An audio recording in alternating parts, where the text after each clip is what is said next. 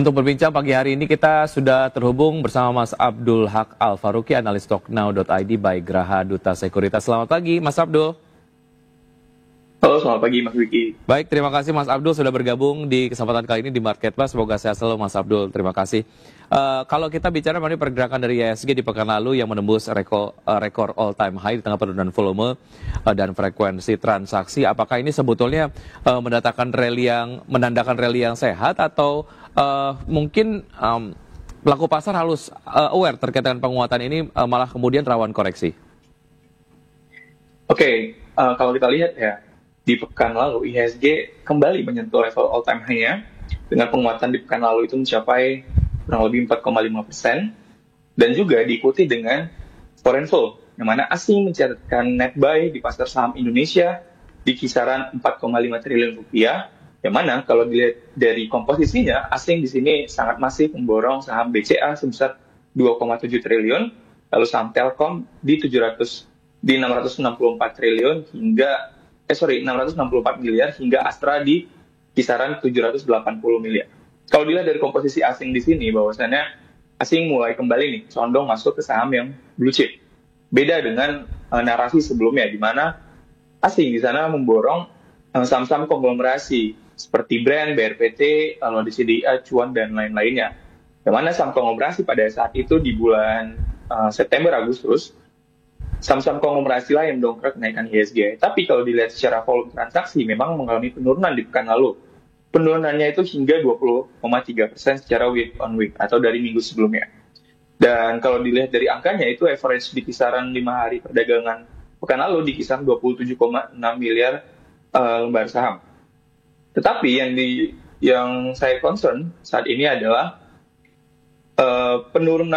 kenaikan IHSG ini sejalan dengan kenaikan dari saham-saham perbankan dan juga saham-saham blue chip yang masih under value. Contohnya seperti BCA menguat 10,3%, BBRI menguat 10%, hingga Telkom lebih dari 10%. Sehingga penurunan volume transaksi ini masih bisa dikatakan penguatan rally yang didukung oleh penguatan saham blue chip. Sehingga di sini penguatan dari IHSG ini masih berkualitas. Dan untuk saat ini koreksi IHSG masih koreksi sehat untuk perdagangan di hari Jumat lalu. Sehingga volume transaksi ini masih sangat wajar penurunannya karena memang untuk saham-saham blue chip di sini masih tergolong mahal dan investor retail ini belum terjangkau sehingga memang volume transaksi sangat wajar mengalami koreksi seperti itu. Baik, artinya concern positif begitu ya terkait dengan penguatan dari IHSG yang terkerek dari penguatan saham-saham perbankan blue chips yang masih under value begitu ya. Artinya masih kemudian Anda melihat potensi terus menguatnya saham-saham berbasis perbankan blue chip atau seperti apa? Karena mengingat harganya masih under value, Mas Abdul. Ya, tentu saya di sini masih concern untuk positif ya terhadap penguatan kembali saham-saham blue chip yang masih under value. Di sini saya mengkategorikan ada beberapa saham yang masih under value karena memang harga dari saham-saham blue chip ini sudah mengalami koreksi yang cukup dalam sejak year to date ya. Contohnya ada saham perbankan lah Big Four itu udah terkoreksi sangat dalam sejak awal tahun 2025 sehingga memang valuasinya juga kembali menyentuh level under value yang saya hitung sehingga itu masih menarik untuk menjadi rekomendasi untuk saham-saham blue chip hingga kuartal 1 2026. Oke, baik. Kalau kita bicara mengenai rally dari IHSG yang kemudian ditopang oleh asing yang mencatatkan net buy, artinya ini menandakan kepercayaan asing kemudian memulih pasca beberapa waktu yang lalu sempat kemudian terkendala lah ya trust dari investor asing terkait dengan kondisi makro Indonesia dan lain sebagainya. Ya, kalau kita lihat juga bagaimana saat ini asing mulai inflow ke pasar saham Indonesia ini seiring dengan stabilnya kondisi makroekonomi Indonesia dan juga geopolitik yang ada di Amerika Serikat. Di mana kalau kita flashback ke beberapa minggu terakhir, koreksi IHSG yang cukup dalam itu disebabkan oleh kenaikan atau ancaman tarif tambahan 100% dari Amerika Serikat ke China karena memang di sana ada perang dagang atau trade war terkait dengan rare earth yang dari China yang stop ekspor ke luar negeri sehingga ini merugikan Amerika Serikat. Tetapi saat ini fokus investor sudah mulai positif nih ke instrumen aset berisiko karena memang kebijakan dari Donald Trump itu dibatalkan. Dan pertemuan Trump dengan negara-negara di Asia termasuk dari Presiden Xi Jinping ini kembali memicu optimisme investor di aset yang berisiko termasuk saham. Dan kalau lihat juga kondisi makroekonomi Indonesia saat ini, memang Bank Indonesia menahan suku bunga karena aksi wait and see terhadap kebijakan The Fed untuk pemangkatan suku bunga di pekan ini, yang mana pricing-nya atau probabilitasnya tinggi untuk memangkas suku bunga 25 basis point, serta inflasi sudah mulai terjaga nih atau mengalami lonjakan di angka 2,65% seiring dengan kenaikan dari money supply M2 Indonesia seperti itu. Baik, menarik. Kita akan lanjutkan usai jeda berikut ini, Mas Abdul. Tentunya masih membahas beberapa sentimen global terkait dengan tarif ataupun tarif lah ya antara kemudian China dan juga Amerika Serikat. Ini kemudian dicarikan solusinya terkait dengan pertemuan dari Xi Jinping dan juga Donald Trump dan juga saham-saham pilihan dari Anda usai jeda berikut ini. Dan pemirsa tetap bersama kami akan segera kembali.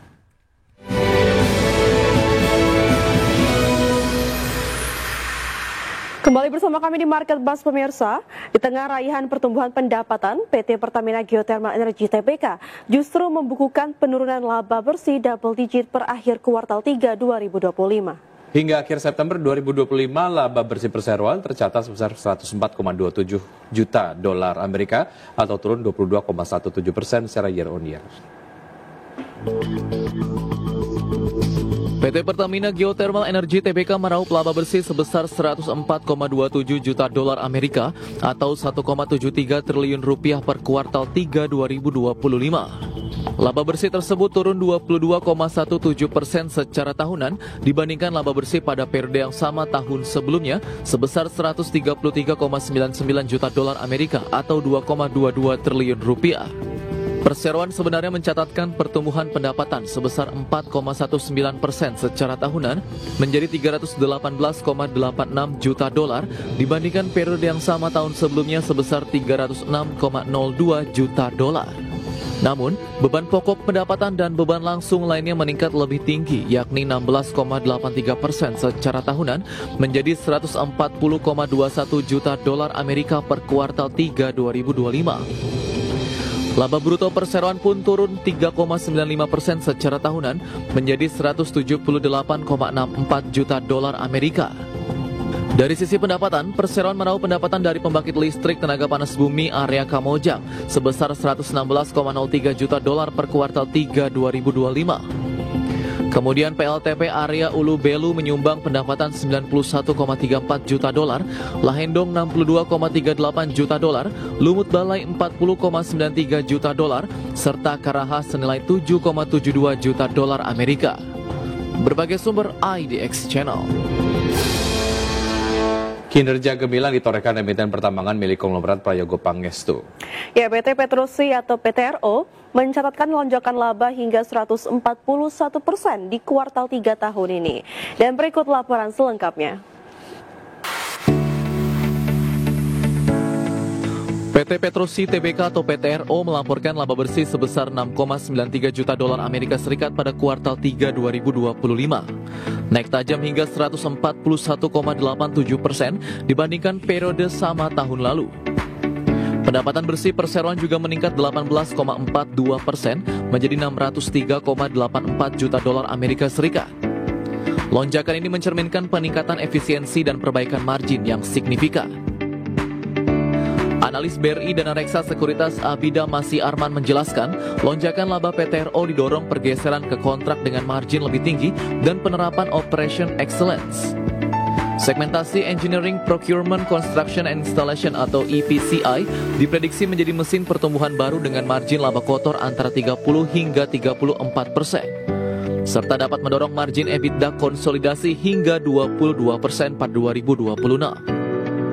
Meski prospeknya cerah, PTRO juga dihadapkan pada risiko eksekusi dan pendanaan. Total liabilitas per September 2025 meningkat menjadi 1,12 miliar dolar Amerika Serikat. Namun para analis masih melihat potensi positif dengan rekomendasi beli dan target harga saham di level Rp10.000 per saham. Secara teknikal, saham PTRO dinilai masih dalam fase uptrend dengan level support 6.575 dan resistance 7.500 per saham. Berbagai sumber IDX Channel. Kinerja pra penjualan atau marketing sales PT Putra Delta Lestari Tbk tertekan di sepanjang 9 bulan pertama 2025. Ya, perseroan mencatat marketing sales sebesar 626,4 miliar rupiah hingga kuartal 3 tahun ini, atau baru sekitar 35% dari target tahun 2025 sebesar 1,81 triliun rupiah. Perolehan marketing sales perseroan berasal dari penjualan lahan industri seluas 18 hektar dengan sektor data center dan FMCG sebagai penyumbang utama. Selain itu, perseroan juga mencatat penjualan lahan komersial seluas 0,7 hektar dan sejumlah unit rumah tapak di sektor hunian. Direktur sekaligus Sekretaris Perusahaan Perseroan Tondi Suwanto menjelaskan bahwa tren permintaan lahan tahun ini masih dipengaruhi oleh ketidakpastian ekonomi global, dinamika geopolitik, serta kebijakan tarif resiprokal internasional yang menekan minat investasi asing. Selain itu, situasi politik di Indonesia pada kuartal ketiga tahun ini juga disebut memiliki kontribusi terhadap sikap wait and see dari investor asing. Meski demikian, perseroan optimistis mendapatkan ataupun dapat mengejar target marketing sales 2025 dengan dukungan pipeline lahan sekitar 75 hektar yang siap ditawarkan.